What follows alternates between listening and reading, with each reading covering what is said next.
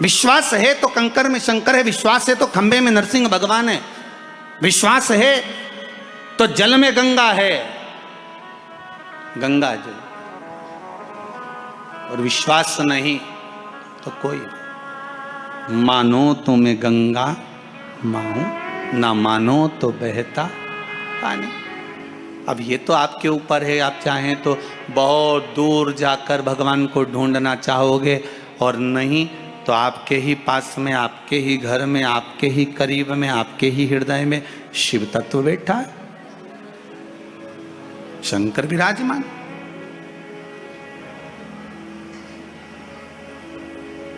आप उसको ढूंढो।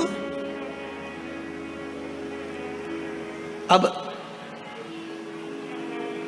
माता अहिल्याबाई की माता सुशीला शिंदे जी ने कहा गर्भ नहीं ठहरा है, बच्चे नहीं। श्री मनकोजी शिंदे ने कहा क्यों चिंता करती है, काय का टेंशन, काय की चिंता।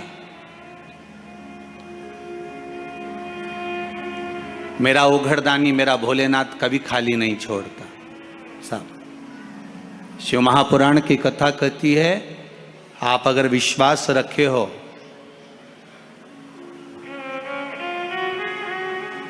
सफेद आंकड़े की जड़,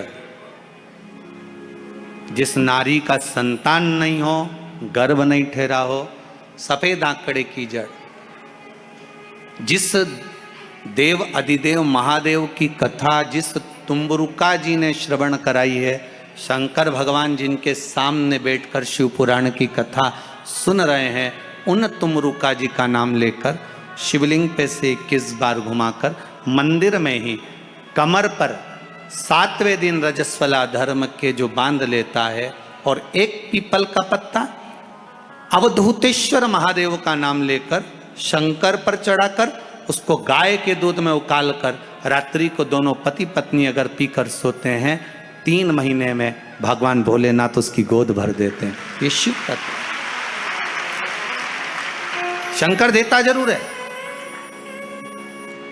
माता अंजना के यहां स्वयं शिव महापुराण की कथा कहती है, स्वयं शास्त्र वर्णन करता है, माता अंजना माता के गर्भ से संतान नहीं हुई। 42 वर्ष की माता अंजना हो गई थी, और 42 वर्ष की होने के बाद भी माता अंजना के गर्भ से संतान नहीं थी। जब संतान नहीं हुई तब बार बार निवेदन करा महाराज केसरी से, तब नहीं संतान हुई तब अपने पिता से जाकर निवेदन करा, पिताजी। गौतम बाबा से निवेदन करती है माता अंजना कि मेरे गर्भ से संतान नहीं, मुझे औलाद नहीं, क्या करूं। तब गौतम बाबा ने कहा एक पार्थिव शिवलिंग का निर्माण करो, मिट्टी का शिवलिंग बनाओ, उसकी पूजन करो। और माता अंजना उस मिट्टी के शिवलिंग के पूजन में ऐसी लीन हो गई, ऐसी लीन हो गई कि मिट्टी का शिवलिंग का निर्माण करती, पूजन करती। एक बार देवाधिदेव महादेव ने कह दिया, जाओ पार्वती जरा जाकर पूछो कि अंजना को चाहिए क्या,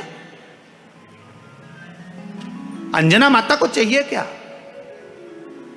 अच्छा, सारे देवताओं को सबसे ज्यादा टेंशन देवाधिदेव महादेव से रहता है, क्योंकि ये बिना सोचे बिना समझे किसको क्या दिया है कोई भरोसा ही नहीं होता। एक बार तो ब्रह्मा जी ने खुद ने कह दिया, साहब हमको तो इस्तीफा दे दो, हमको नौकरी करना ही नहीं बैकुंठ में बिल्कुल भी। तो भगवान विष्णु ने पूछा हुआ क्या। बस प्रभु, राजा श्वेत की अंतिम समय, प्राण छूटने का दिन, उसको यमराज लेने के लिए गए और देवाधिदेव महादेव वहां खड़े हो गए और क्या कहे, लेके मत चले जाना, उसकी अंतिम सांस, और क्या कहे, लेके मत जाना। और मेरा बेटा जब लाने लगा तो उसके प्राणों को हर लिया, यमराज ही मर गया।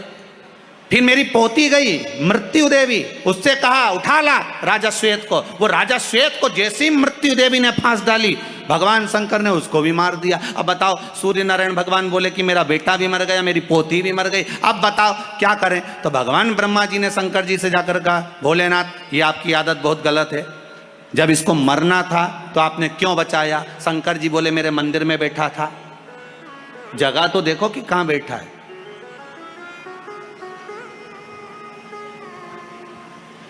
ब्रह्मा जी ने भगवान विष्णु से कहा हमको ये काम नहीं करना, आप तो हमारा इस्तीफा स्वीकार करो।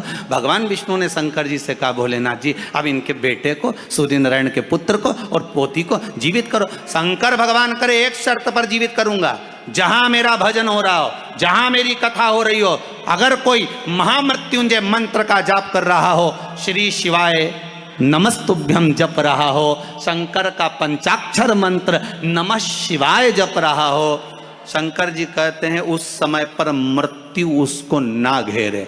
तो इतने में सूर्य नारायण भगवान कहते हैं शपथ लेता हूँ, संकल्प लेता हूँ, जहाँ आपका नाम होगा, अगर पृथ्वी पर कोई मरने का भी समय आ गया तो पहले आपसे पूछा जाएगा उठा ले,